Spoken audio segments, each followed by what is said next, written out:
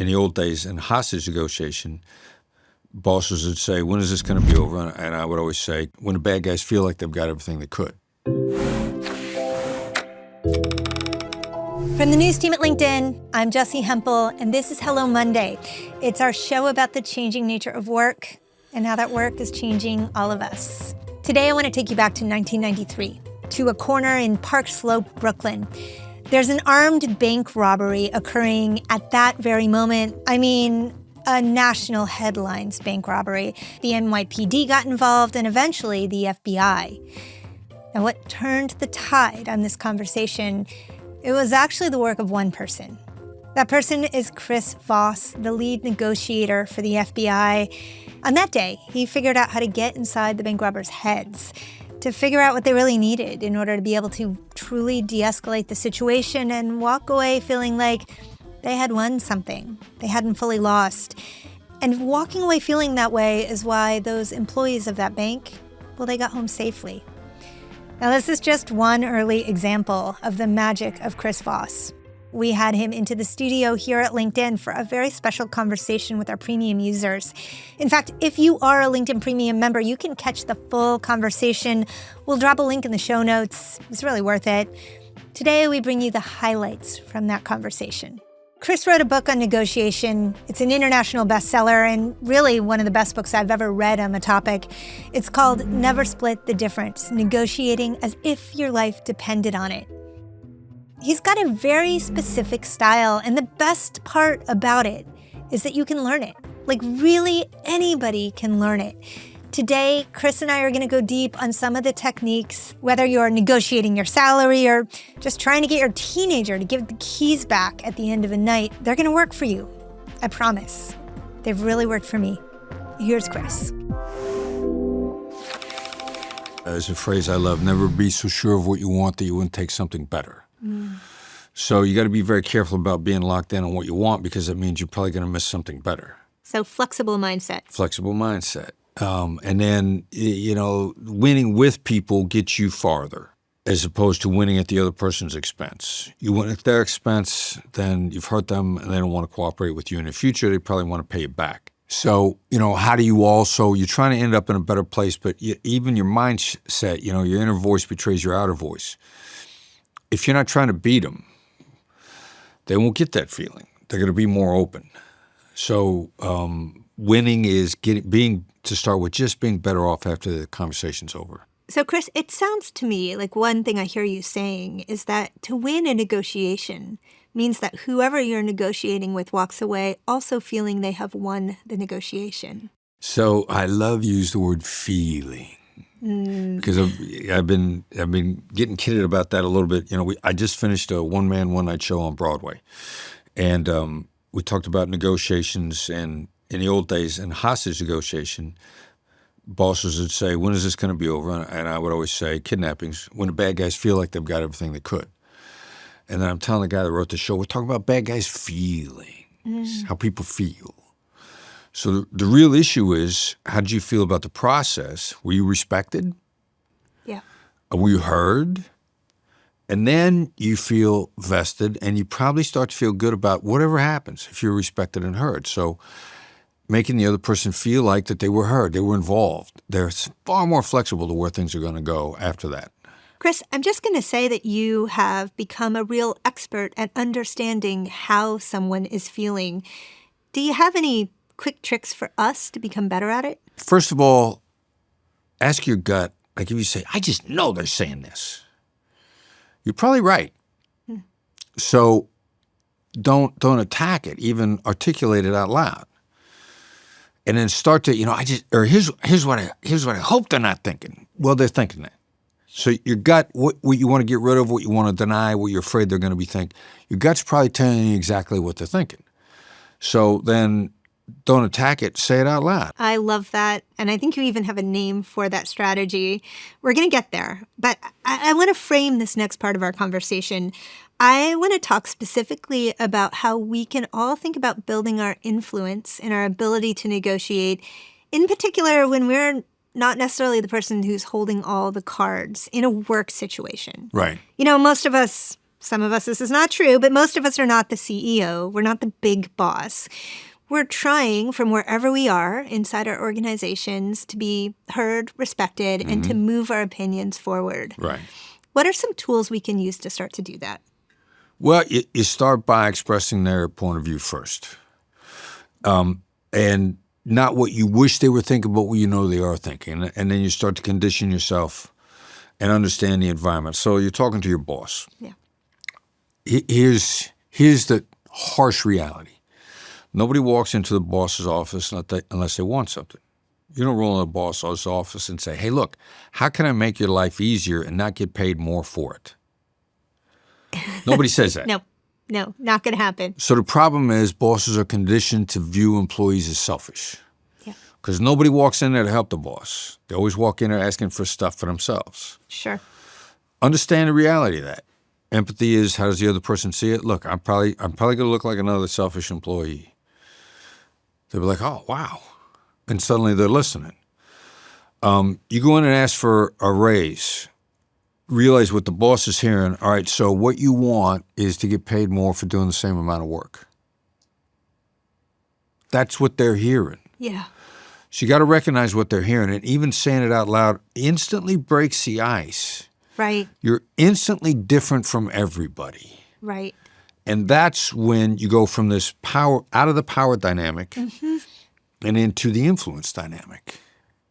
I love that. You are announcing the problem that you are bringing as a problem so that your boss can get past it and begin with you to collaborate on the solution. Yeah, because then the boss are saying, like, you don't understand. Okay, this first question comes from Stephen Barber. He's right here in New York with us. Stephen says, hey, when the other side holds all the cards, your future salary, next promotion, how do you control the conversation without giving away your power? The secret to gaining the upper hand in a negotiation is giving the other side the illusion of control. First, let go of the idea of control. And think influence, think upper hand, think guiding. Control is a bad thing. Control is tunnel vision. Control is fear-based. Let them be in control. Let them feel in control. First of all, then you're no longer in a power struggle over who's in control. You're not going to win that with your boss anyway. Yeah. So if your boss is talking to you in some way or another, how do you make the boss's future better? That's the negotiation. You know, your salary pays your bills. It doesn't build your career. Yeah. You want a discussion with your boss about building your career. You want to let them know you're there for the A game, that you're a team player to make everybody's life better. Then your salary follows as a result. Or if it doesn't follow, you've built your resume where somebody who values you is going to pay you. You know, as you're speaking, I'm thinking about how you are assuming, you're taking for granted in this conversation that your boss has your best interests in mind, generally, right? So this question comes from Dan Green in the United Kingdom, who asks, well, how do you negotiate with someone who clearly doesn't have your best interest in mind? You terminate and move on. That feels like a key lesson. In hostage negotiation, we were successful about 93% of the time, which meant about 7% of the time it ain't happening. And my former boss, Gary Nessner, came up with a new protocol called indicators of high risk, which is how do you spot that they're never going to make the deal, accept the reality, and then take appropriate measures to move on. Yep. And so if you work for someone that does not have your best interests in mind, you're in the wrong place. Yep. They're going to suck the life out of you. They're going to make you unhappy. You could be really well paid, and it's blood money. Yeah. And you're going to look back on it, and it will have cost you more than you got by being there.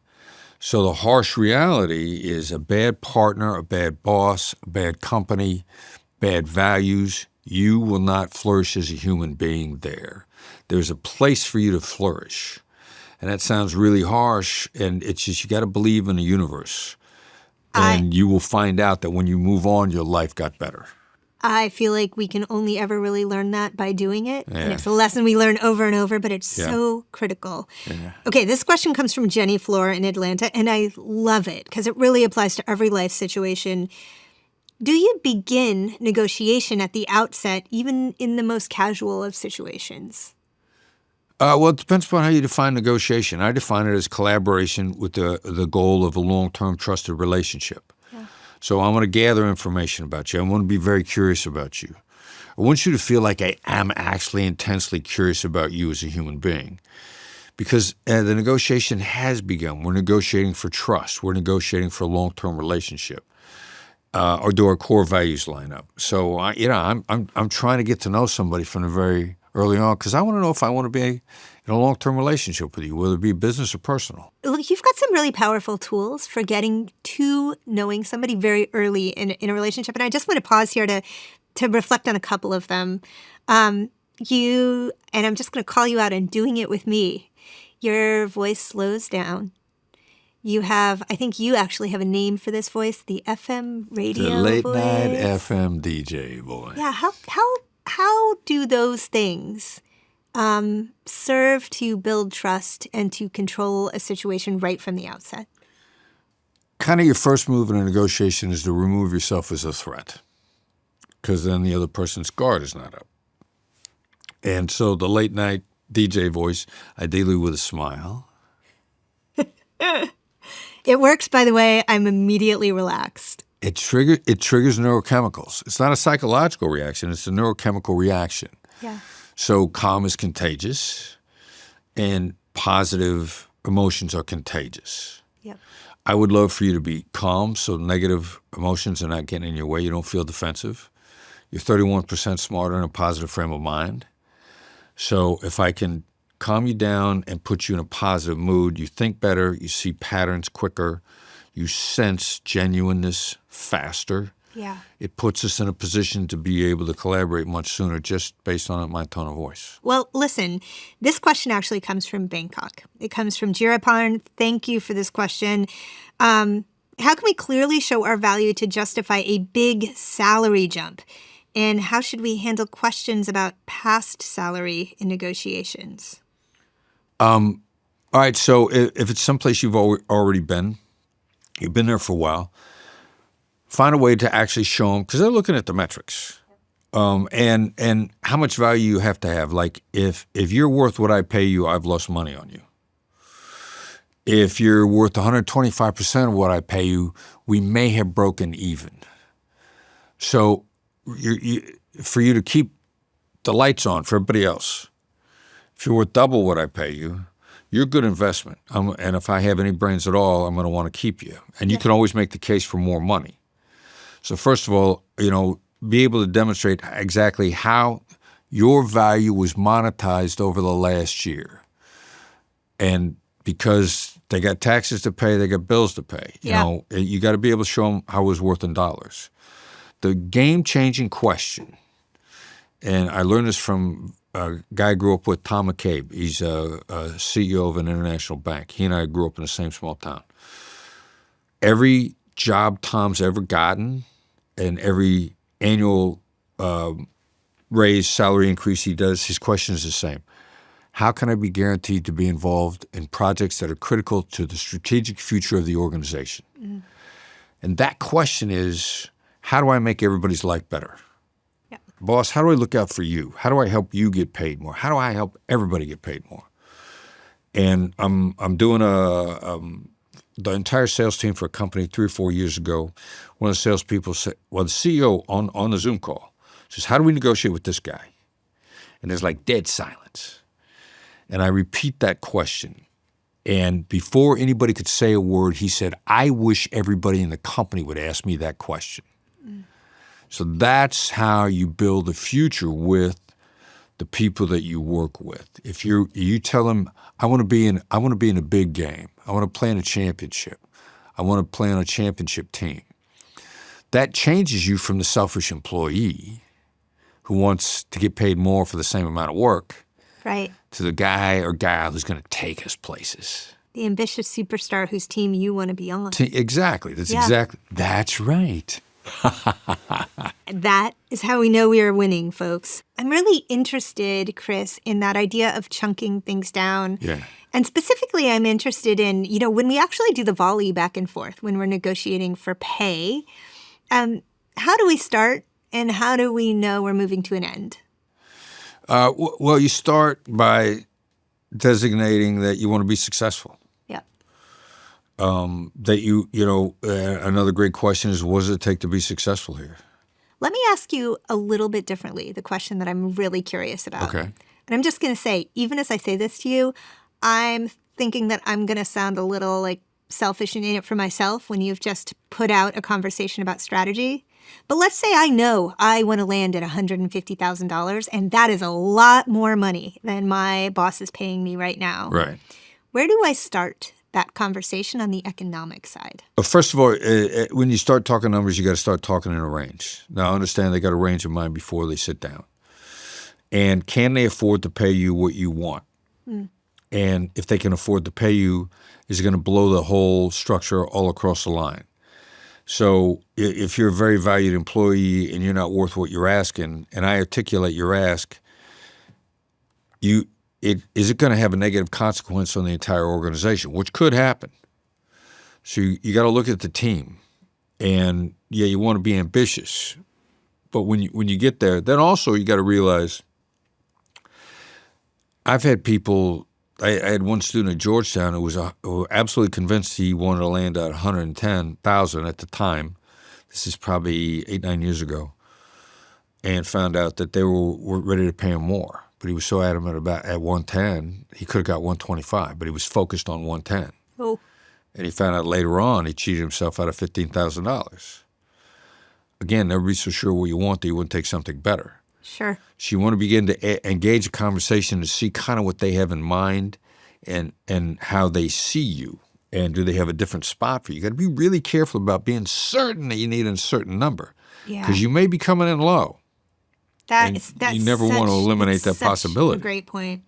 Okay, this question comes from Michael Behan in Ireland. He is very curious about how we know when negotiation is over. He asks, I guess you could never walk away from a hostage negotiation, but should you always have a walk-away point, even if it's a situation you need to succeed with? The negotiation is over really when you're talking about implementation. Yeah. Yes is nothing without how. It doesn't matter what you agreed to. If you haven't talked about how's it going to be implemented, how's it going to be measured. So you understand you're really sort of at the end of setting terms when you start talking about what the future is going to look like to implement those terms. Yeah. Let's talk common mistakes, right? We've talked a lot about strategies that work. What are the kinds of things that you see that people just always mess up with, where you feel like they could quickly make a fix? Needing to go first in what you want. Because then you're cutting yourself out of valuable information, which you need. Going first in what you want doesn't really help the relationship. You need a better relationship. So articulating, explaining first what you want. Why do we do that? I'm just thinking about it back and forth, right? Like you're sitting across from a hiring manager. You're pretty close to, I think we're going to hire you. What would you like to make? Well, what would you like to offer? Well, let me know what would you like to make. In that moment, I, as the job seeker, I am nervous. I'm going to go first because it's just going to blat out of my mouth. Right. Can you give me a tool for that moment? Before you sit down, they have a range. They have a budget. They have a somewhat restricted view of the possibilities. And I've taught people to say, sounds like you got a range in mind. And you get an answer. That's called a label. And there's something about the collaborative, inviting aspect of using the label that is the quickest way to pull information out of people without making them feel like it was pulled. Yeah. They got a range in mind. They do. They're dying to tell you. Also, it doesn't make them feel cornered. Sure. Well, look, disciples of your work are going to be very familiar with this idea of a label. What are labels, and why do they help us? A label is a phrase, it's a verbal observation. It seems like, it sounds like, it looks like, it feels like. Mm-hmm. It's just making a verbal observation. It's incredibly inviting. It's the quickest way for me to get information out of you without you feeling interrogated or cornered. And also when you're tired. Yeah.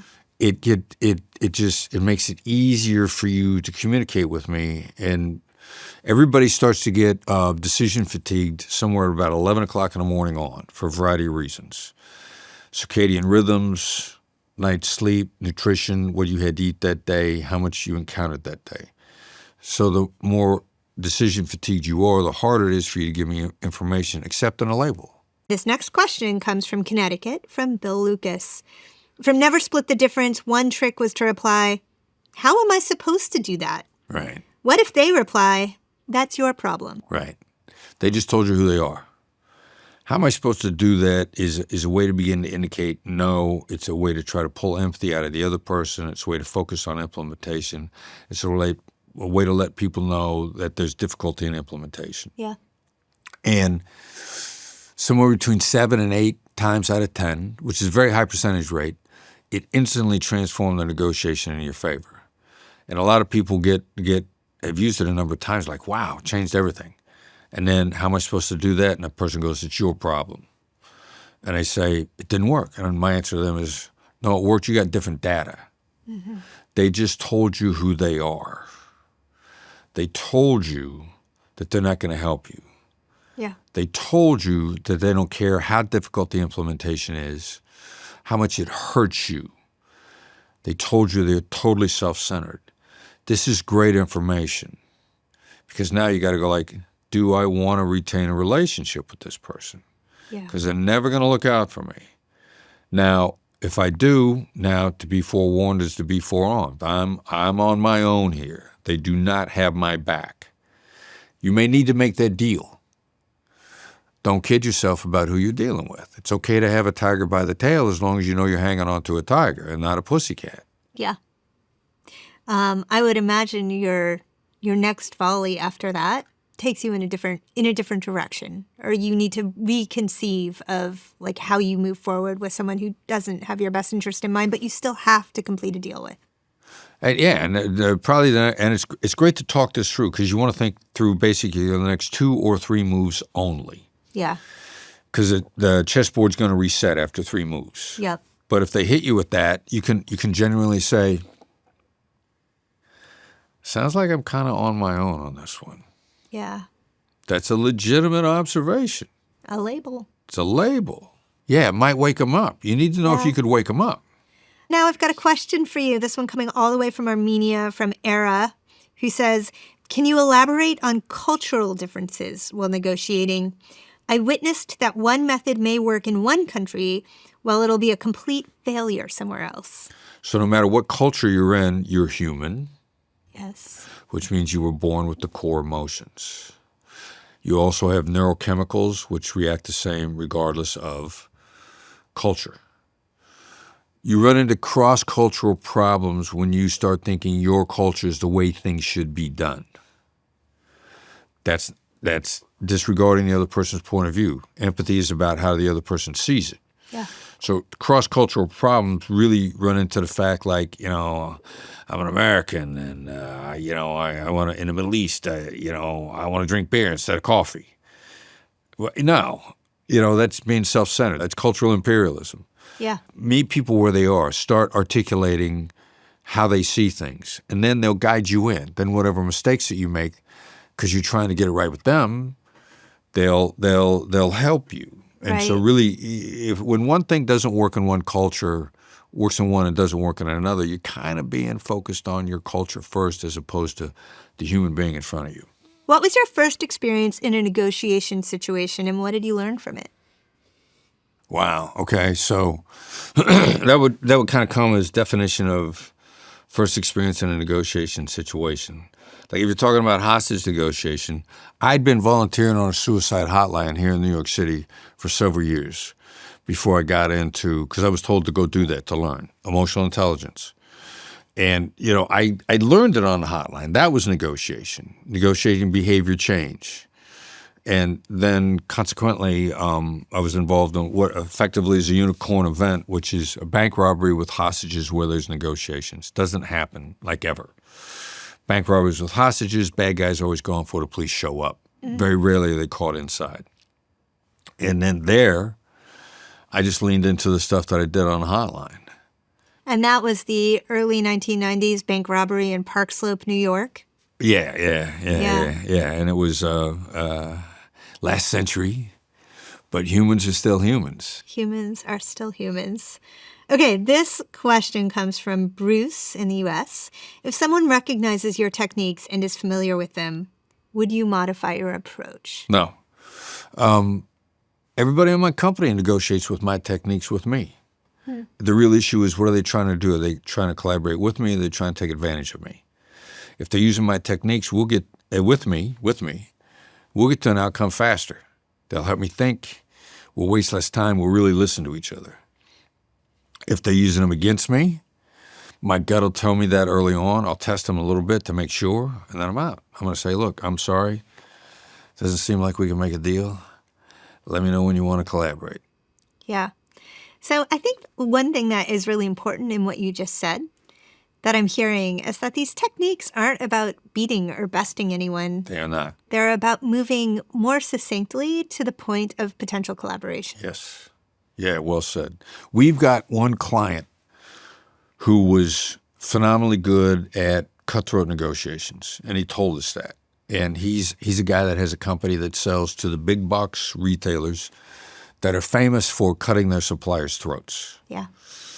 And he told me a couple of years ago, I made more money being collaborative than I ever made being cutthroat. Yeah. And that's something to really keep in mind.